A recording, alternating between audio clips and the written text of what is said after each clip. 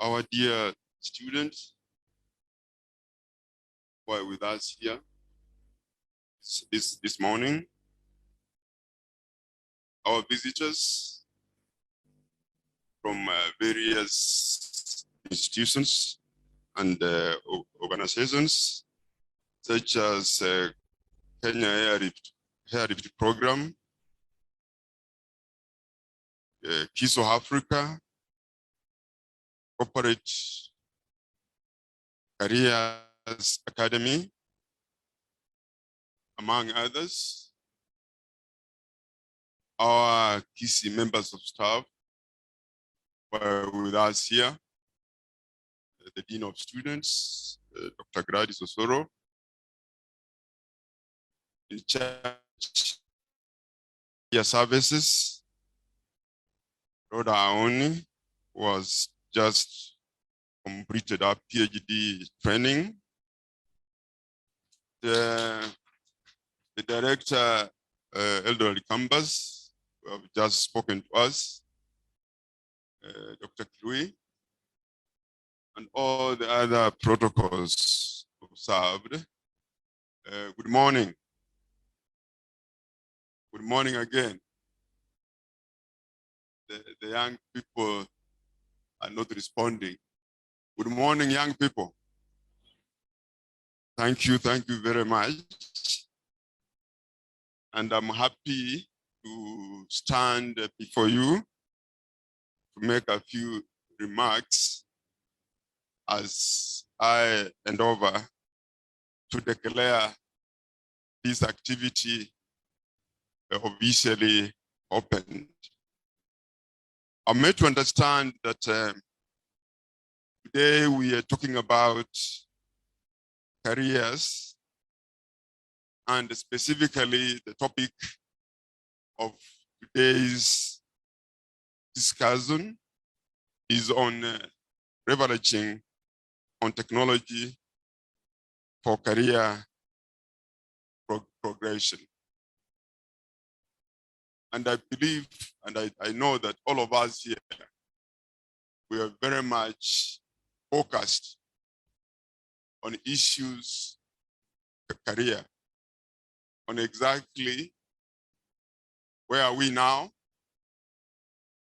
where we come from, where are we, and what we want to be, what do we want to be tomorrow. And I'm going to tell you that as the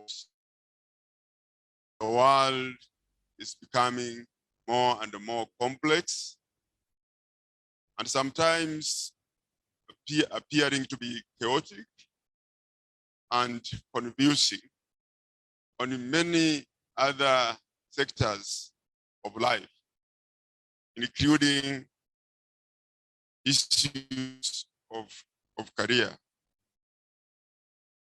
So, us who finished universities many years ago, things were very simple and straightforward. At that time, there were very few of us in the universities. I remember when we graduated way back many years ago. At that particular period, the whole country in that particular year, the people who graduated were about 3,000. And I want to inform you, young people, that almost all of us, we had received employment before we had graduated. Almost all of us, 100%. Others employed by government, and many others employed in the private sector, and many other organizations. Coming forward to where we are now, things are extremely different. And I can assure you that things will even be more different as we move in the next coming 10 years, 20 years, and the 30 years to come. And we have got to have that kind of perspective in mind. And one of the questions which every one of us should be asking is, what do I want to be tomorrow? In other words, all of us, particularly you students, you are on a journey to rediscover yourself and eventually land into a career which will be fulfilling, a career where you would add value to yourself, value to your family, to the community, the country, and why not, the world. And as people say, if you are on a journey, you must have a destination. And the journey here is the training which we are giving you here at Kisii University. Are you envisioning your destination? After going through your training here, we are doing a degree for years, period, diploma 2 years. What exactly do you want to be tomorrow? Where do you envision yourself to be in this world where we are in? Without clear understanding of your destination, then you may be lost. You may be lost in the forest. And here the forest is huge. And it is becoming bigger and bigger. Have a very clear focus that in this life journey, particularly as it relates to your career, what is your destination? Particularly, I'm here really addressing our students. We have got to say no that every year, our country at the moment has got more than 70 plus universities. Almost the half of those are government universities and the half of them are private. Every year, these universities produces thousands and thousands of graduates. In fact, we may say that as we talk now, we have almost like this year, more than 100 students who will graduate from various universities in our country. There are others again who graduate from foreign universities in India, in Europe, who again come back, look for employment. When we look at that number appears to be completely overwhelming. From 3,000 during my time, now we are talking about more than 100,000 graduates. The question we have got to ask ourselves, are we creating employment? Are we creating jobs? Have the number of jobs increased from my time when we were 3,000 graduates in that particular year to this time when there are more than 100,000 graduates? We may say no. The answer is no. Jobs are not increasing in our country. Recently, we had COVID, still have it. And we were told, and we also know that the economy slunk due to COVID. And the people are saying that even the job market also slunk, and we have got fewer jobs. Now, the dilemma is now, with all these almost mass production of university graduates, we are empowering you here with various skills, knowledge, and competences. How do we make sure that when you leave university, you are able to live, you are able to have a sustainable, satisfactory livelihood? That is the $1 million question, which we have got to ask ourselves, whether we are as managers of universities, as politicians in our country, and even as parents and all the other stakeholders. That is the question we are talking about here. It's very unfortunate that as we talk now, there are thousands and thousands of graduates who are tamarking out there. Many of them, almost 50% of those graduates, move to Nairobi and other major cities. But we don't have those jobs in Nairobi. We don't have those jobs in Mombasa.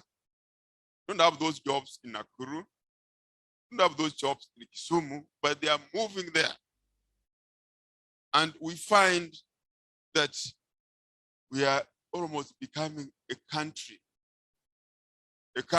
of unemployed youth. And let me tell you that if you are a country of unemployed youth, then you are in a very dangerous kind of situation. There is nothing as dangerous as having a young man or a woman. But now let us emphasize man. A young man who has come of age, finished the university, is now in his 20s, maybe going to mid and late 20s, and is jobless. That kind of young man can turn out to be a danger to himself, to his family, and the society. Because at a given age, you have got aspirations. You want to settle down. Maybe you want to have a wife. And you don't have the means. You are not even able to support yourself as a person. Then you can imagine that kind of young man. Those are the kind of young men who become very bitter, and they can do anything. They can do anything to sustain themselves. Very, very, very, very dangerous. That's why some politicians have become very smart. You are hearing them talking about the hustle award. The hustle award. The hustle nation. They are talking about the bottom up. Those kind of concepts appear to be very good. When you hear the hustler nation or the bottom up or the guribaro, they appear to be, I don't know what the guribaro means, but maybe they are using it. They are using it just like in quotes. The hustler nation that we are making it to be hustlers. But hustlers, what? Where are you going to hustle? How are you going to hustle? Who are you going to hustle with? We have got to be very reflective. We have got young men and women, some of them who have got masters. Others have got even PhD, but they are jobless. The ones who are even employed, they are underemployed. They are underpaid. And with that, they live in extreme poverty. You know, when you go to our cities, slums like Bira, Matere, Kwanjenga, Yamumbi, name them, you find them all over. They are becoming bigger and bigger. And you find that these young men and women we have trained over the years, they are unable to live anywhere else but in these informal settlements. Then the question we are asking here, are we building a sustainable society? What future do we have? What future do we have as a country, as a community, as a family, as individuals? In fact, that should be a key debate. And the politicians have picked it up, campaigning for presidency, but you can realize that what many of them are doing is a lot of propaganda. A lot of propaganda. We want to get a detailed, you know, we Kenyans, we are our own enemies. We are cheated by politicians. They better give us a very clear plan, a very clear roadmap on how they are going to empower. In fact, the why item number one is that how do we empower our young people? Any society which doesn't empower its young people is a society which is doomed. This is a society which is doomed because you are the future. The future is not us, your parents. The future is you. So, if we don't empower you so that you are able to live a better future than parents, then we have completely failed. Human beings, as a human being, you are supposed to make sure that your offspring live a better life than yourself. That is it. Doing that, then you are not even a human being. That is the thing. Here is a situation whereby young people, we are living in a country which is poorer. They are going to live in poorer environments. Then we have completely failed as your parents and as your guardians. And maybe you do have a point when you point a finger at us and ask us, Father, Professor, Vice Chancellor, what mess is this created in this country of ours called Kenya? You know, recently, we were in America, like a week ago. We went to Minnesota, and many of the time we were at Minneapolis. Minneapolis is one of the largest cities in America, probably one of the 10 largest cities in America. We found out that in Minneapolis, they have got a shortage of manpower. The economy there, as much as there has been COVID, the economy has been expanding, and the people have changed their lifestyle since COVID. They have found other ways of earning a living, and there is shortage of manpower. They are advertising everywhere that we want manpower.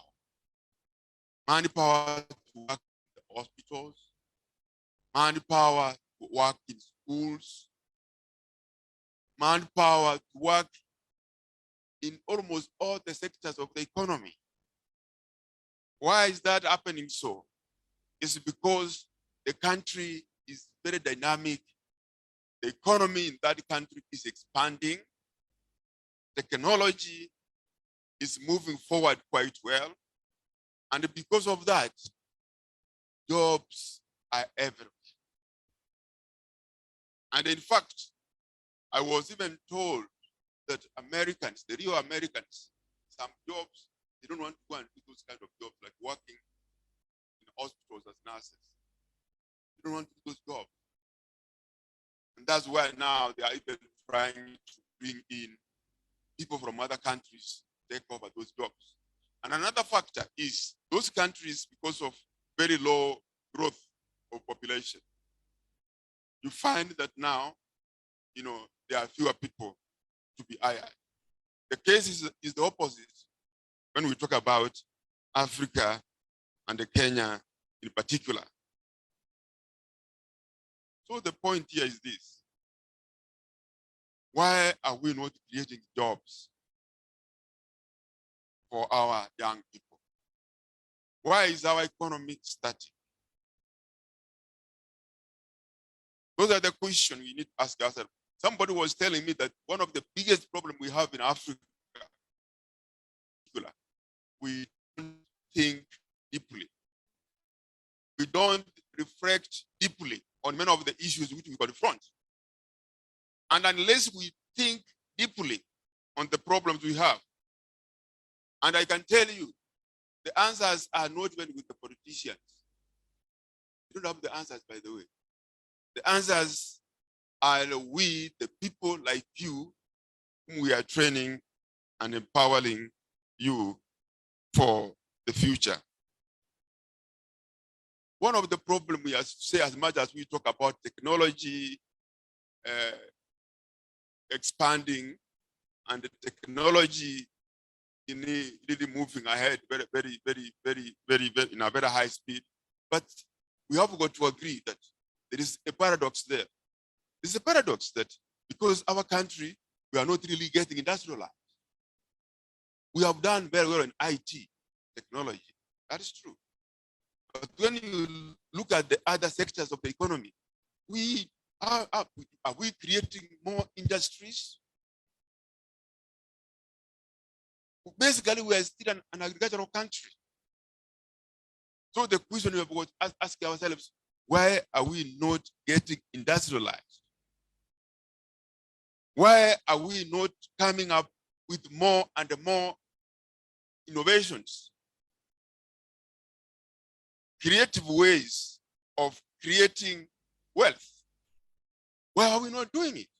Why is it that 60 years later, after independence, we are still an agricultural country?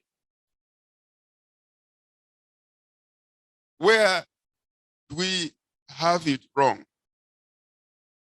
My dear students, we have got to say that we need to rethink, all of us, as a country, as individuals, as students of Kisii University, we really need to think on the way we do things. In other words, we need to have a paradigm shift, a total paradigm shift. We cannot be in the 21st century and we are claiming to be an agricultural country, and you find that we are even unable to feed ourselves. What the hell is this? Israel is a desert. There's no drop of rain in Israel. It's a desert, no rain at all. But Israel produces food. It produces rice. Israel, their daily industry is highly advanced, and they do export agricultural produce through irrigation. What a disgrace. You know, one time a team of professors visited Egerton University. And then when they were talking with the professors at Egerton, they asked them that, tell us one of your major problems we are facing here. And then one of the professors says that the biggest challenge we are facing here at the university is the problem of shortage of water. Problem of what? Shortage of what? The Israel professors thought that those guys were just crazy. What? You are talking about water at the university? When there's even a river passing through the university? You look all over the surrounding areas, is very green. There is a lot of rain, and we are talking that we have the problem of water. The problem is not lack of water. The problem is lack of men. You can say that we don't think properly. We are challenging young men and women here, and we are being very genuine here. How do we make you to be people who think and they reflect deeply on issues? You know, we cannot be taking you to class. We are busy taking, notes you don't even understand. And then you know that the only thing I will do is just to memorize these notes at the end of the semester, memorize everything, and then go and reproduce them. And then I get my first class or my second class upper. That is not educating you guys. We are miseducating you. We need a paradigm shift. We need, in the manner in which we train you, we need to change. By the way, when we visited recently, in fact, about now, a week or 2 weeks ago, we went to 2 universities. One of the universities we went to, all of them were government universities. The university, they call it the university, the State University, Minnesota State University at McCanto. They took us to their School of Engineering and also their School of Computing and IT. Their approach of training is completely the opposite of what we do here. The students spend 60% of their time in the industry. 60% of their time in industry, working on real engineering problems, on contemporary engineering issues. Only 40% is what they spend in the lecture rooms. We found out that some of the professors who teach those engineering courses also work in the industry. So there is no difference between industry and the university. There is very close interactions and a sharing of ideas, skills, innovations between industry and the university and the students.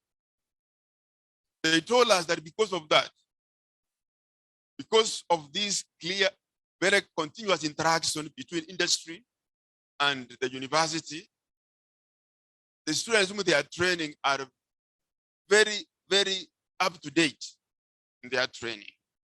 And almost 90% of them get observed into the job market.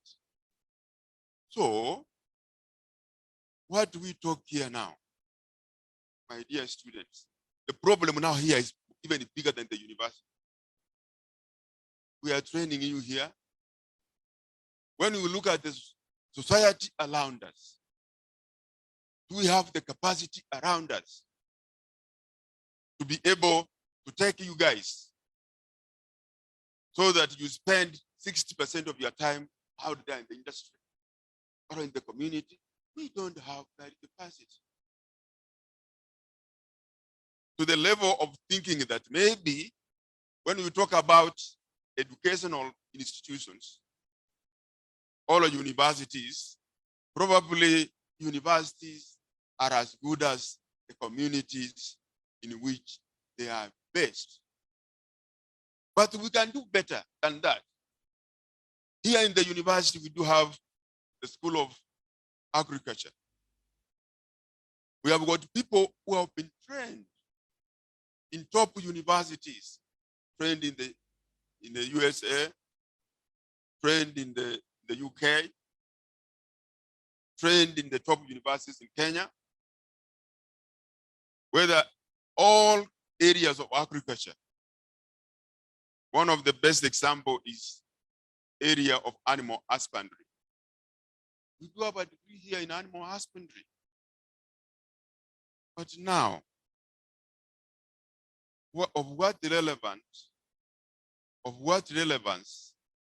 is a degree in animal husbandry when immediately you step outside Kisii University, you find the local peasants are keeping totally marinarized animals.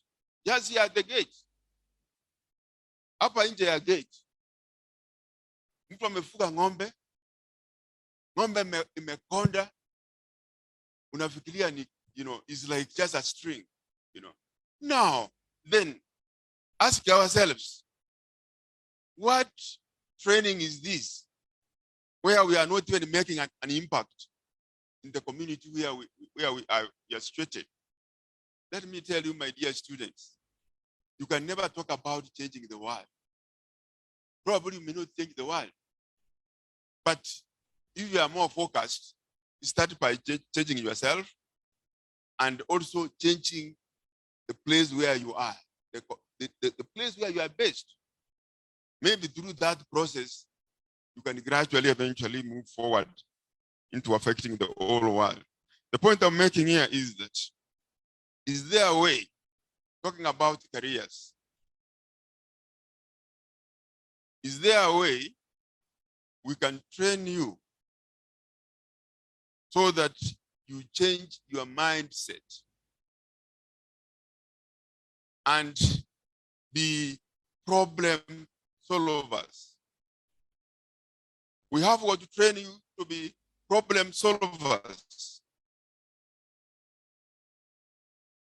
Engineering, solving problems of engineering, agriculture, solving problems of agriculture, medicine, name it, law, and all that.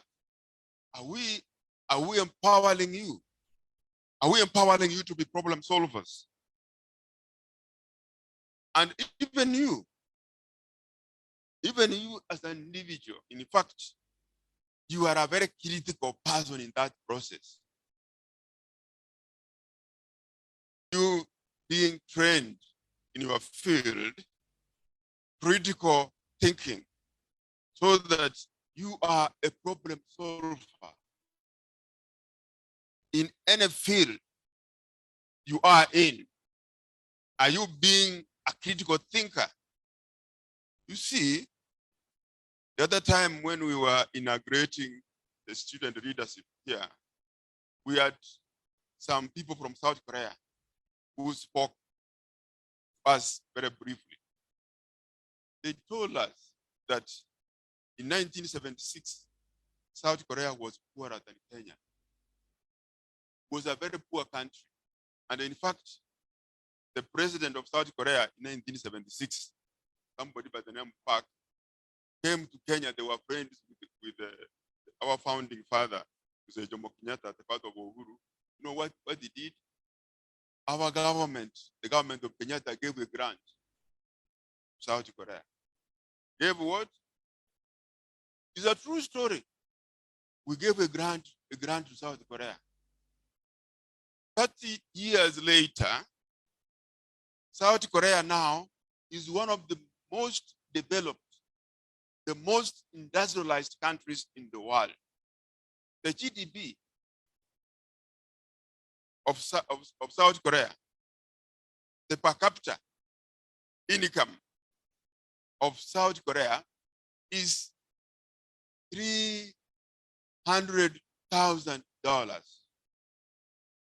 300 what? $1,000. One of the top richest countries in the world, top 10. You know what's the GDP of Kenya now? We talk. It can't even reach $2,000. Can't even reach 2,000 what? The question we have got to ask ourselves is that how comes a country which was poorer than us, a country which we gave a grant in 1976, is now way ahead, more than 100 times ahead, in fact, more than 100 times. We talk about 300 compared, more than 100 times ahead of us. When you interrogate it, you find that this country is smaller. In fact, the country is only 1/6 of Kenya.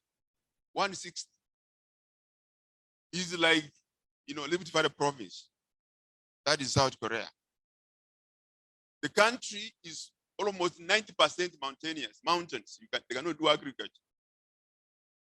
But these people have managed to transform the country into a super economy. And how did they do it? How they do it is mindset. The government started by empowering people to change their mindset, to change their thinking. They came up with a concept of positive thinking. So that as a young man, you think positively. Don't be whining. We may be seeing what I was talking here, I might be seen to be whining. The problems will always be there. But you can provide solutions to those problems. Think positively. By the way, human beings have got endless capabilities if we think positively. That is what we lack in our part of the world. How do we make our young people think positively? How do we make our young people not to be thinking inwardly? Think how you can make, the people around you better. Think how you can make your family better. Think how you can make your country better. You see, so the challenge is not even resources. The challenge is us, the human resource part of it. If you don't empower your human resource so that people are problem solvers, people in every sector are able to think deeply, you will be grounded into the poverty levels.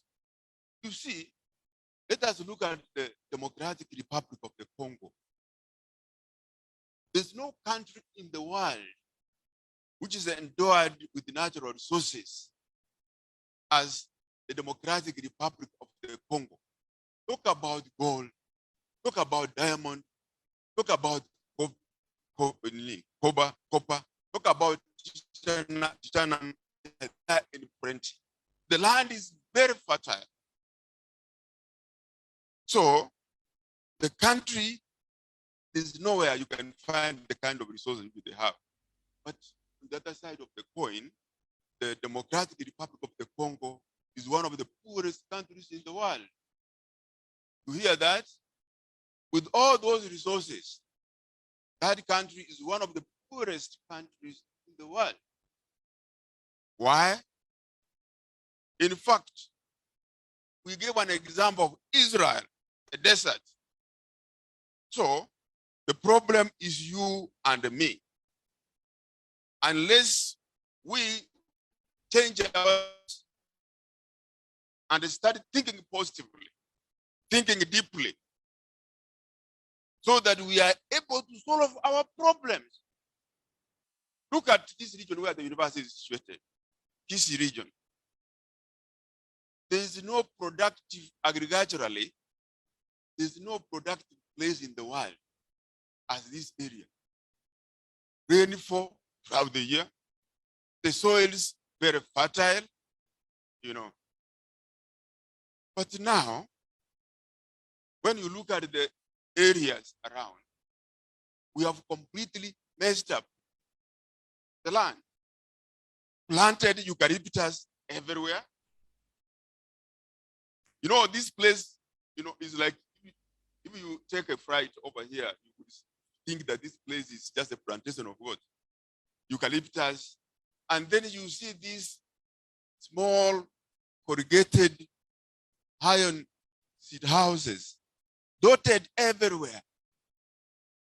We have subdivided the land into small pits, structures everywhere, you know. In other words, the land now is not producing much. Why should that be so? The problem is us. Because if we had to do deep thinking, this region alone of Kenya can produce enough food. We can employ all our young people to work in the agricultural sector in this area, and also to work in the value addition areas of agriculture, processing of agricultural produce, marketing, and all that. And they created thousands of jobs. So the problem is us. So when we talk about career fair and the career progression, let us not box ourselves into a corner. Let us think broadly and put these issues into proper context. And now I want to move a bit faster so that I may finish what I wanted to say here. The issue, in fact, earlier on we were discussing with the career service office in church, Rhoda. She was telling me that we need to make young people from a very early age to know what are their potentials.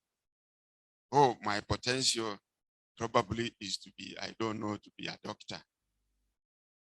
My potentials is maybe to be an engineer. My potentials maybe is to be a lawyer. That is not the way to go. In now those countries where we're talking about, like America, you cannot tell young people at the age of 15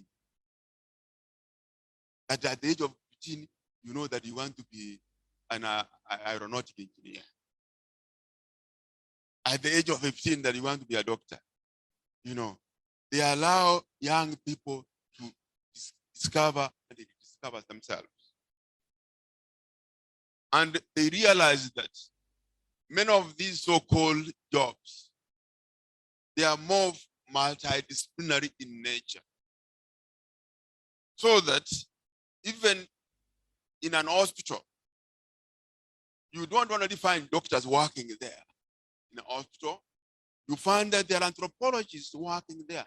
There are psychologists, sociologists. Because talking about clinical medicine, part of it is just a small aspect of somebody's sickness.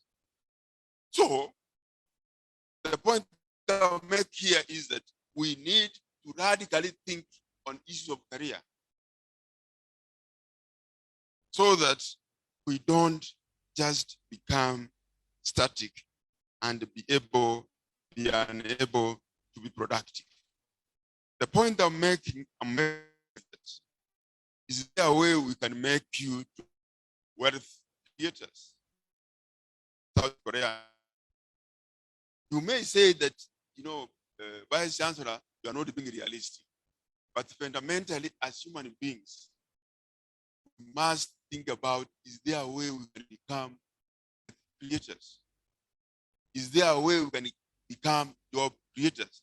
I don't want to start giving you examples of students who graduated from here and they went into their own, you know, private businesses. When we had an alumni meeting in Nairobi, we had about 5 students who are graduates, surprisingly, who had graduated from here, many of them probably coming from the central Kenya area. They were in business, and some of them were even employed in their jobs. And they're telling us that they have jobs, they have created jobs in IT.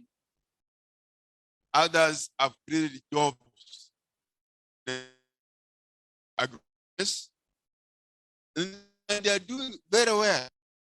So, what am I talking about here? When we talk about career path, we need to think outside the box. By the way, in the Western world, and it's even happening here, as Kisii said, the kind of skills which are needed in the job market are changing so rapidly that people are advised that you should think about how you can change careers. So people are not trained just to be like robots. People are trained to think outside the box. So you can work maybe in the banking sector, but next time, maybe jobs in the banking sector have decreased. You can easily transit from the banking sector and go and work in another sector of the economy. That is quite critical. In other words, you have got to continuously rediscover yourself. You have got to know that careers, there is an evolution going on in terms of career placements. In the Western world, they are even moving away from industrial production. They are moving away from industrial production to the service economy. A service economy where people are not producing tangible products as such, providing services, whether it is in the hospitality industry, the tourism industry, the travel industry, in the banking sector, name it. And that's where the jobs are. And the people, you find somebody trained as an engineer, but this person has decided now to venture into the service industry. So people are close-cutting terms of jobs. And there is no very clear defining that this is where you are supposed to be and you are supposed to do this thing until you die. That's not natural. Now, I told you that during our time, it's true, by the way, you may not even believe that, we got jobs for graduating. And some of us, we were complaining that those jobs were not good enough. Because getting a job before graduating from the University of Nairobi, the last semester of the university, the last semester in the fourth year, you have already gotten a job. Then you are complaining that the job is not good enough. But now, it's completely not that way. One of the things which have been emphasized again, apart from thinking deeply, apart from change in your mindset, you must also be very good at networking. You must know you must have networking skills. Probably very important. If you know how to network, you can network yourself into a dream job. You can network yourself into a job outside Kenya. I mean, many of the Kenyans we have who are working elsewhere, in Australia, name it, in Europe, in America, they have managed to do that because of their networking skills. I got a lady, Kenyan lady, at the University of the country where we went. She finished her engineering degree from JKUAT last year. But through her network, and mainly IT networking, through the internet systems and all that, she got admission to do a master's degree in mechanical engineering at Medanta University with a scholarship. So you can imagine that she's way ahead of her colleagues because of our networking competences. You must know how to network. Use technology to network.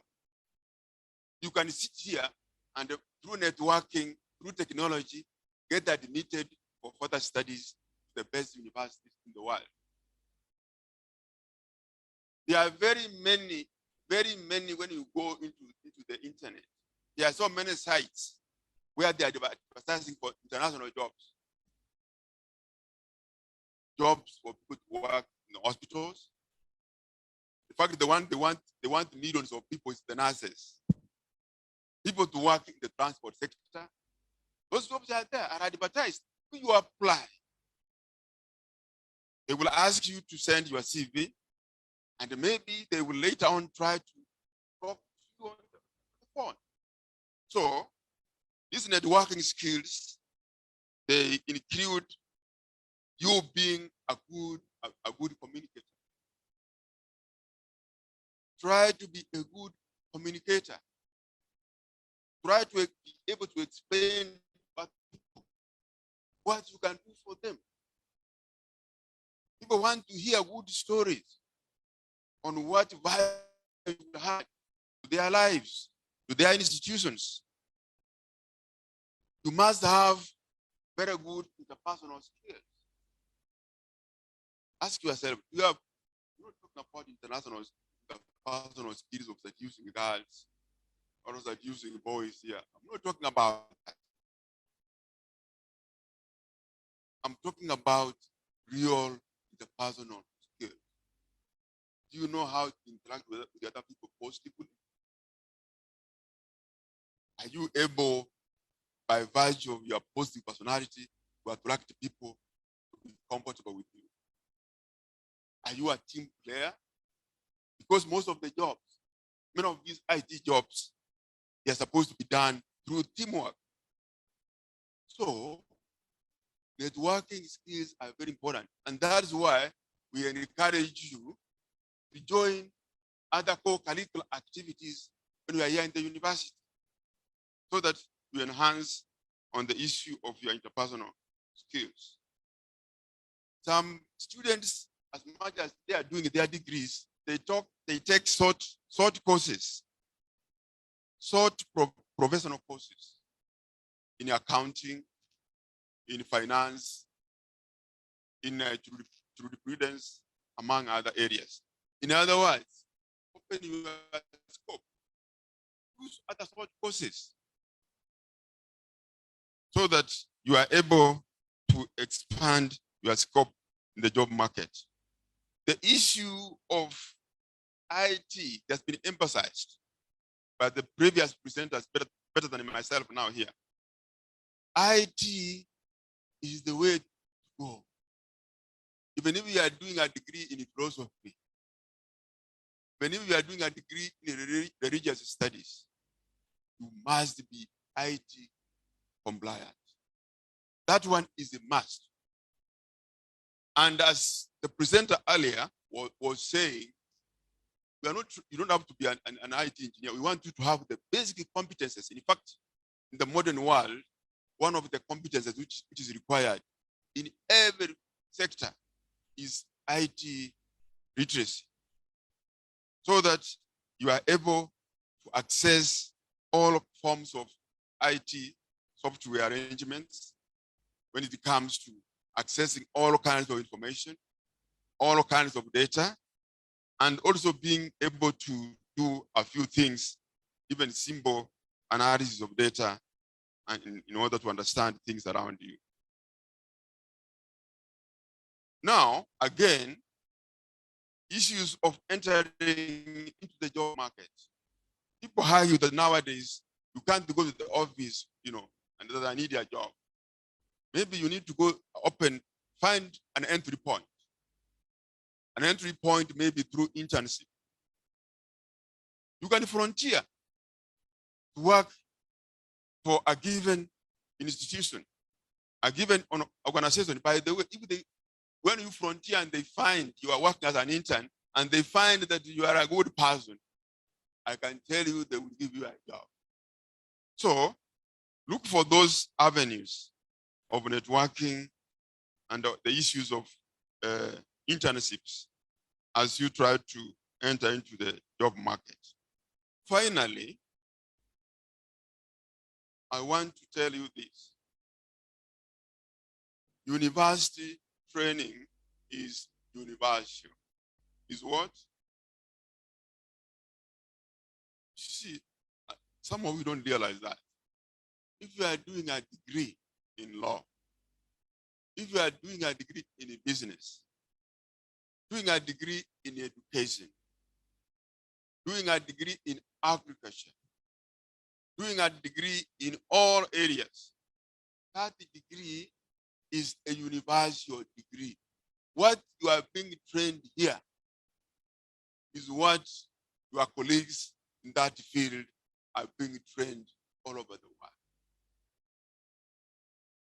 So, one can say that when you successfully undertake university training, you basically become a global citizen. You become a global citizen.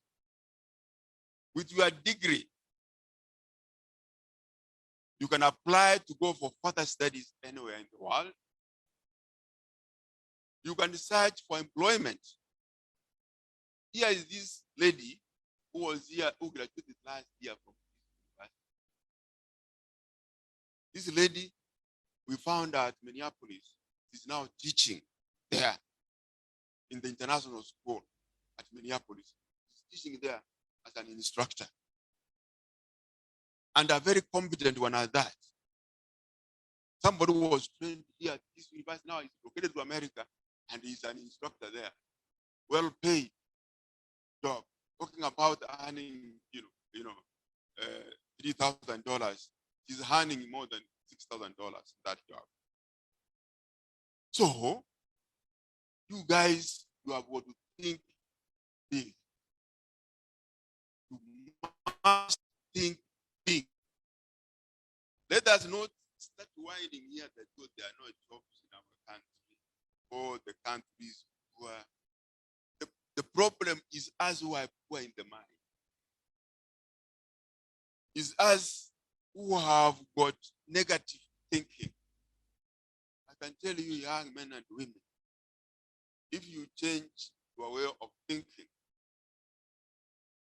if you have got positive thinking, the world is yours to conquer. The world has become a global village. When I was addressing, the student leaders here on Monday, I had just arrived from America the previous day. And I was here in the hinterland of Africa doing my work. So that the world has become a global village. So you can play your game, provided it is a legal game. Provided the game is legal, you can play it anywhere in the world. I found there are so many young people in Minnesota. You know what? Can you believe this? Some of the Kenyans there, very young, they are businessmen. They are what? In America, I got a young man there who told me that he learns transport business. He has got about 50 trucks, huge trucks. Dealers are 50. And he transports goods from all the way from New York to Minneapolis, Minnesota. And he tells me, he was telling me that in a month, the money he makes is unimaginable.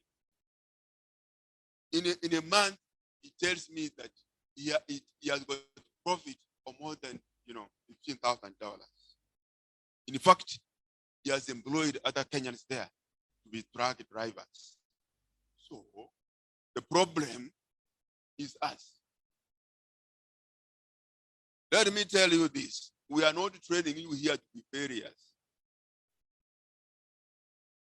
I cannot stand here talking to you for all these minutes if I'm talking to failures.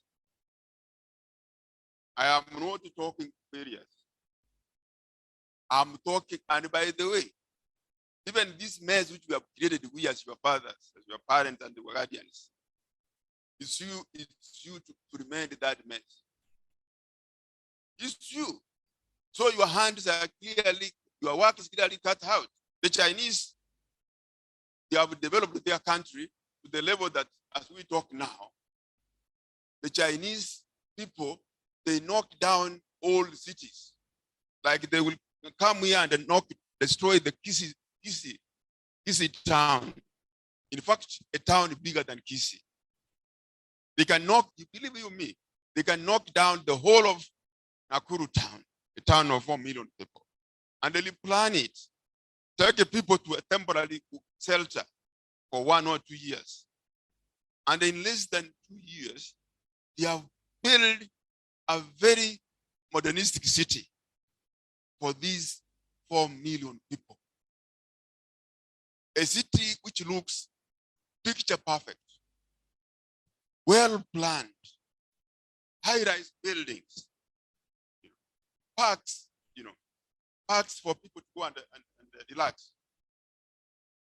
In other words, if the Kisis were Chinese, they would say, "Hii mambo tumeharibu samba." Some Kisi boys here would tell me that as they are doing a degree, their fathers would 1 acre land. And when they finish, the first thing they will do is to ask their father to give them their share of the land. So, if it's 1 acre land, and you are 4 of you, you will get a quarter of what? A quarter an acre. Surely, a quarter an acre. You know what I call it? I call it that you are asking for your grave. You're asking your father, where will I be buried? What do you do with a quarter an acre? So, if the kids were Chinese, they will temporarily move from all the rural areas where they are staying and maybe stay in temporary structures, and in less than 2 years, buildings will be built, well planned, with all the amenities. And the people will move into those cities, all of them, because the population of the Kisii people here can't reach 4 million. It's just about 3 million or less. So that they move and stay in this modern city with the high-rise building, and they leave the whole of the countryside free for agricultural production, high-tech. So the problem is who? The problem is who? Who is the problem? No, I'm not the problem. The problem is you and what? And me. So let us all own up. Let us all do what? Let us all own up and take charge of our own destinies. There is no human being who's less. There is nothing. There is no degree which is even less. What matters is what kind of attitude you have and what you do with that degree. The arena now. When we were growing up, when we finished our degrees, there were no computers. Nothing. Telephones. You go to the university, maybe you have got a girlfriend in the village, you write a letter. That letter takes maybe a month to reach your girlfriend there in the village. Or it gets lost on the way. Now see now how the world, 30 years later, 40 years later, how the world has become dynamic. So, as we talk about technology has transformed the world. The world now is a global village. So, it is for you now to play your role in this global village. But when you play your role in this global village, you have got to have a clear understanding on who you are. You must have a clear identity so that you don't lose your social, cultural, and economic orientation. So with those very many remarks, my dear students and our visitors, I now officially declare this training officially open. Thank you. Thank you.